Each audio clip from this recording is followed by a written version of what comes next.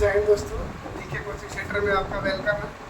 आज हम आप लोगों के साथ सेल के बारे में बात करने वाले हैं। सेल एक अपने आप में बहुत महत्वपूर्ण चैप्टर है, तो ध्यान दीजिएगा कि सेल क्या होता है। सेल का हिंदी होता है कोशिका। सेल का हिंदी कोशिका होता है और सेल जो शब्द आया है यह लैटिन शब्द, सेल लैटिन शब्द से सेल लिया गया। तो ध्यान दीजिएगा, लैटिन शब्द से सेल लिया गया और सेल का अर्थ होता है छोटा कमरा।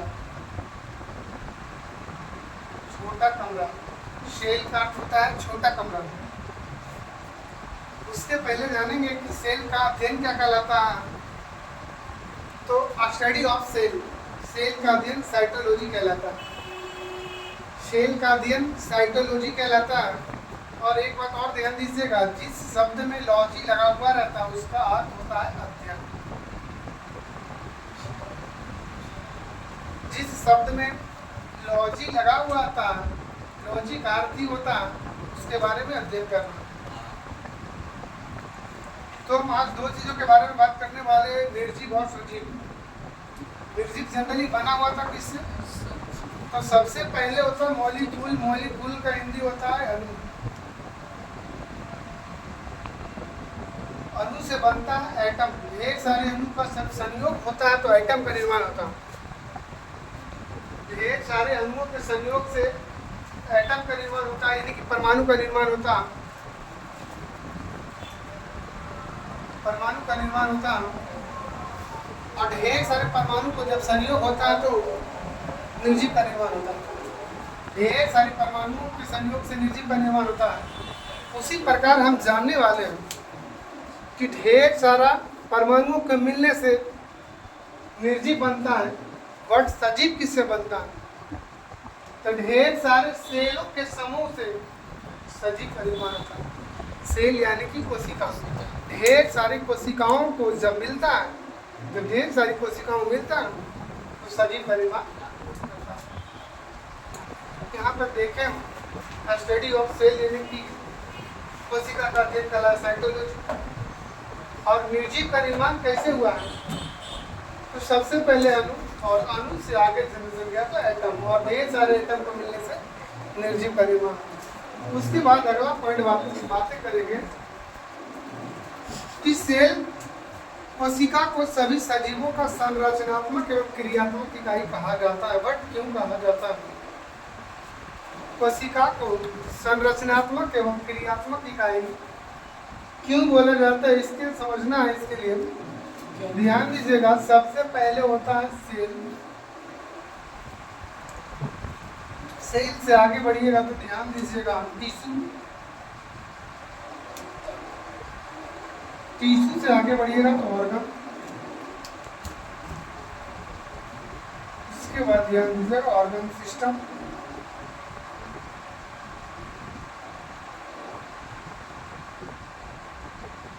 ऑर्गन सिस्टम से फिर हमारे बॉडी का निर्माण। सेल का मतलब होता है कोशिका।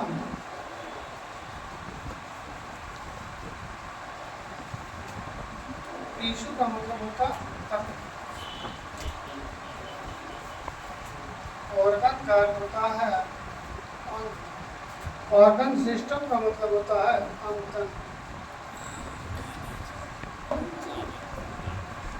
बॉडी का मतलब होता है शरीर। तो देखिएगा, सेल यानी कि कोशिका, ढेर सारी कोशिकाओं के समूह को टिश्यूज कहते हैं।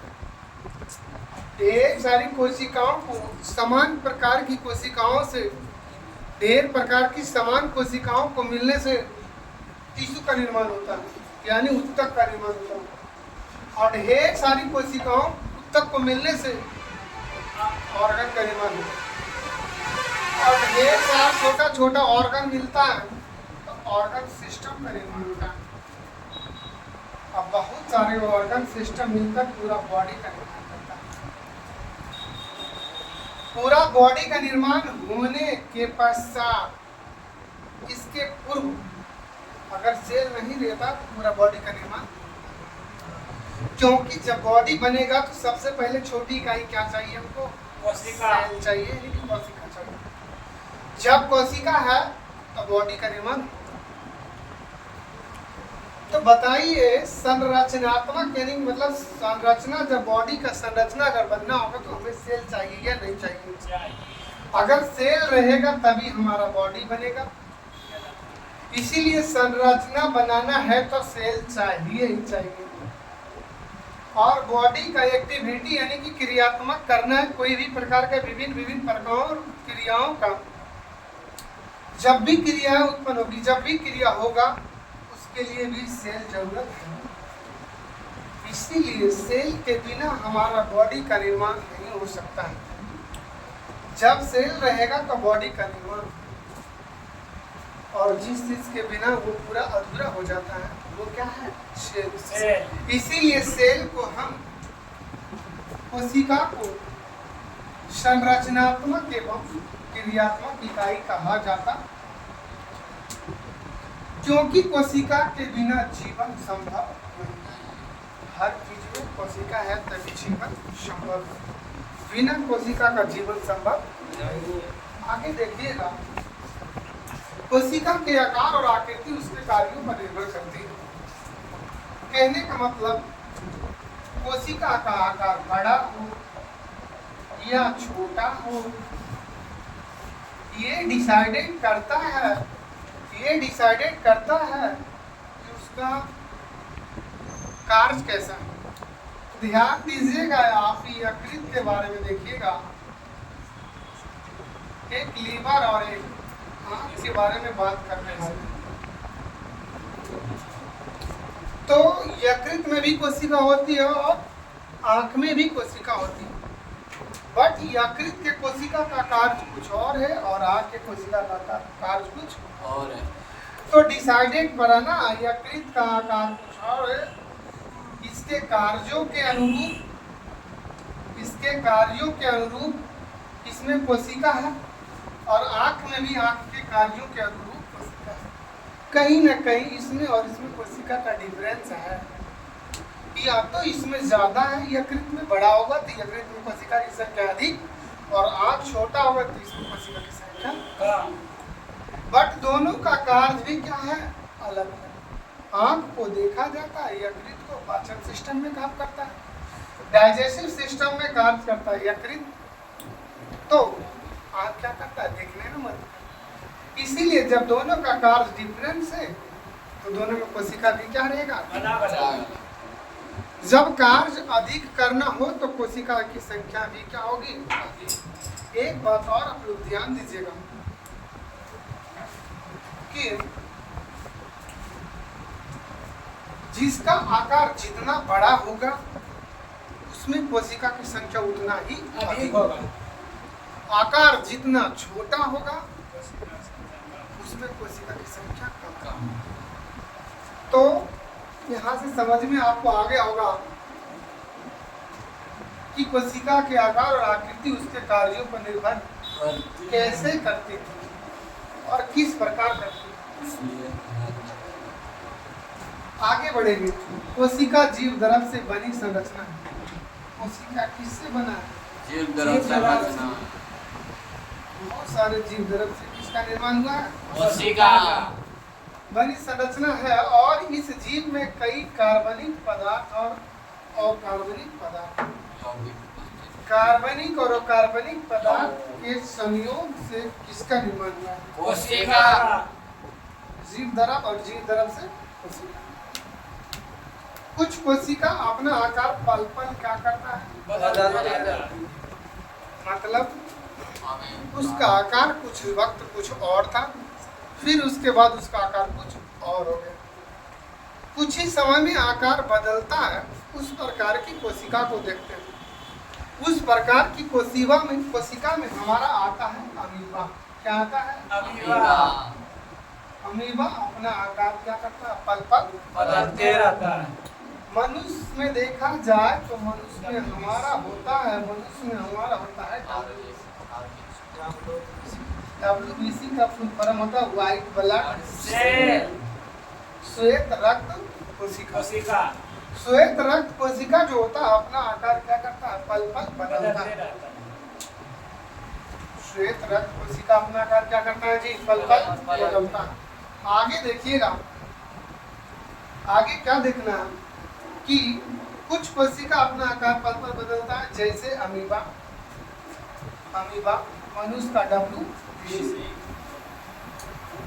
मनुष्य का WBC का आकार निश्चित, इसका आकार निश्चित होता है। नहीं होता है। कभी ऐसे रहेगा तो कभी कुछ बड़ा तरह का फैल जाएगा, मतलब समय समय बदलता है और इसका आकार क्या होता है, बदलते रहता है।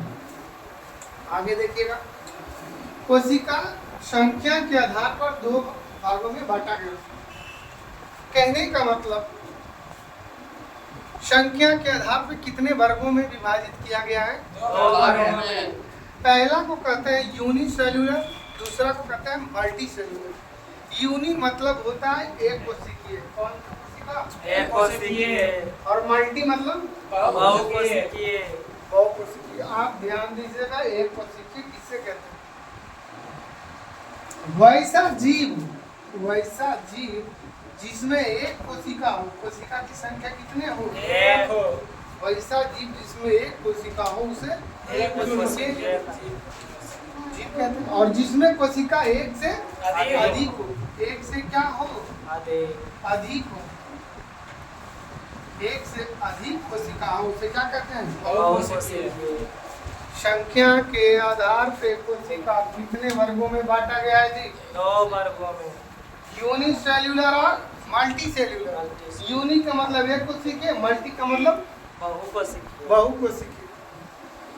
तो एक कोशिकीय में जीव, एक कोशिका की संख्या कितनी होती है, एक। और बहुकोशिकीय में एक से अधिक, अनेक। एक से अनेक भी कह सकते हैं। क्या बोलेंगे, जब अनेक कोशिका पाए जाते हैं इस प्रकार के जीव को हम क्या कहते हैं, बहुकोशिकीय। बहुकोशिकीय कहते हैं। क्या कहते हैं, बहुकोशिकीय। बहुकोशिकीय। उसके बाद आगे जाइएगा कि सेल का निर्माण कैसे हुआ था, तो देखेंगे सेल का निर्माण कैसे हुआ था। हम उसको जानते हैं कि सेल का निर्माण कैसे हुआ था। कॉर्क नामक एक पेड़ के छाल से, कॉर्क नामक पेड़ के छाल से इसका खोज करने वाला था Robert Hooke. Robert Hooke 1622। Robert Hooke ने माइक्रोस्कोप के द्वारा कॉर्क नामक पेड़ के छाल में एक टुकड़ा देखा। कॉर्क नामक पेड़ के छाल में एक टुकड़ा दिखा जिसका नाम दिया सेल। क्या दिया, सेल दिया। आपसे प्रश्न पूछेगा कि सेल नामकरण किसने किया था, रॉबर्ट हुक। सर्वप्रथम कोशिका का खोज किसने किया था, तो रॉबर्ट हुक ने।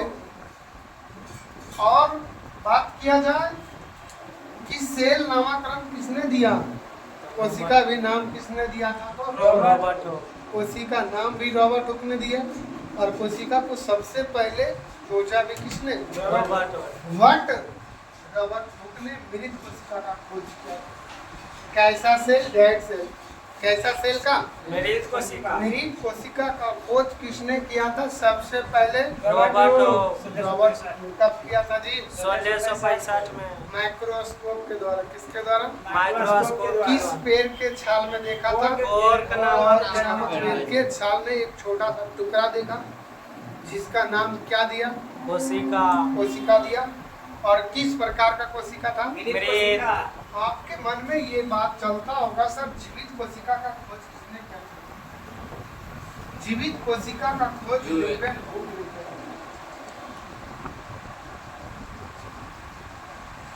ल्यूवेन हुक ने किया था। वट कब किया था, 1683। कब किया था, 1683। जीवित कोशिका का खोज ल्यूवेन हुक ने किया था, 1683 में किया था। और मृत कोशिका का खोज रॉबर्ट हुक ने किया था, 1665 में किया था। सर्वप्रथम जीवित कोशिका का खोज किसने किया था? और सर्वप्रथम मृत कोशिका का खोज किसने किया था? कब किया था? 1665 में। किससे किया था? कॉर्क नामक पेड़ के छाल से। कॉर्क नामक पेड़ के छाल से। और आगे बढ़िएगा। कोशिका सिद्धांत किसने दिया था? Sir item 100। देखिएगा, कोशिका सिद्धांत किसने दिया था? शेल थ्योरी किसने दिया था? कोशिका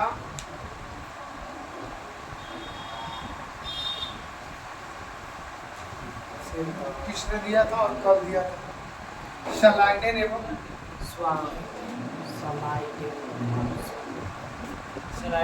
शलाइडेन एवं कौन दिया था? स्वाद शलाइडेन एवं कब दिया था? 1838 या 39। कोशिका सिद्धांत किसने दिया था? बट कोशिका का खोज किसने किया था? मृत कोशिका का। रॉबर्ट और जीवित कोशिका का कब किया था? 1683 में। मृत कोशिका का 1665 में। दिक्कत है? नहीं दिक्कत। तो इससे आगे अगले क्लास में हम बताने वाले हैं, और ये क्लास बायो का क्लास पर दिन चलेगा और यही चैप्टर वाइज चलेगा। जो क्वेश्चन बताया जा रहा है सभी एग्जाम में लगभग पूछा गया और इम्पोर्टेंट क्वेश्चन ही कराया जा रहा है।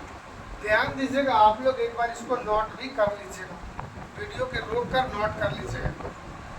Thank you.